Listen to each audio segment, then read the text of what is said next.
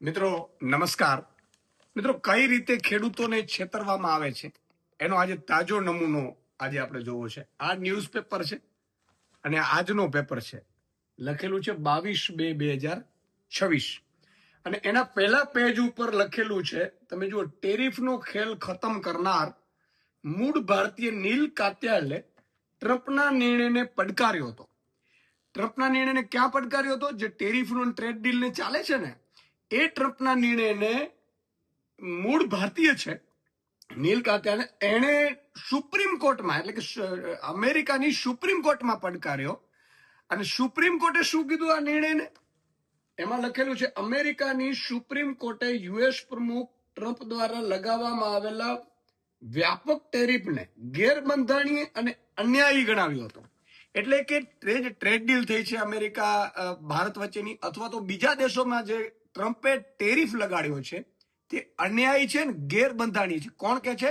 અમેરિકાના નિર્ણયને અમેરિકાની સુપ્રીમ કોર્ટ કે છે. અને કોને ચિંતા થઈ? તો કે મૂળ ભારતીય નીલ કાત્યાલે. હવે આ જ પેપરના છેલ્લા પેજ ઉપર જુઓ તમે, કઈ રીતે આપણે મૂર્ખ બનાવવામાં આવે છે, કઈ રીતે આપણા પૈસાનો દુરુપયોગ કરવામાં આવે છે એ જુઓ તમે. અહીંયા તમારું અહીંયા એડ છે, સરકારી એડ, જાહેરાતોની એડ, ફોટા ઢગલાબંધ આપેલા છે, જુઓ તમે. અને શું લખ્યું છે? કૃષિ ક્ષેત્રે સમૃદ્ધિની નવી લહેર, ભારત અમેરિકા ટ્રેડ ડીલ અને કેન્દ્ર અને ગુજરાતનું ખેડૂત લક્ષી બજેટ. અને આ જુઓ આખી એડ, બરાબર છે? આમાં લખેલું છે. તમે જુઓ કઈ રીતે ખેડૂતોને ભ્રમાવવામાં આવે છે. અને આ માત્ર એક જગ્યાએ એડ નહીં હોય, આખા ગુજરાતમાં તમને આ એડ જોવા મળશે. પણ સાચી હકીકત શું છે?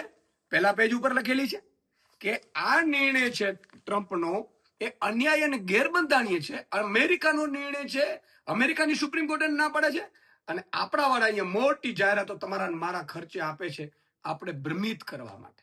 જોયું ને?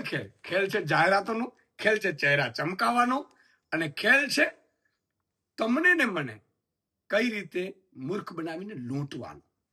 જય જવાન, જય કિસાન.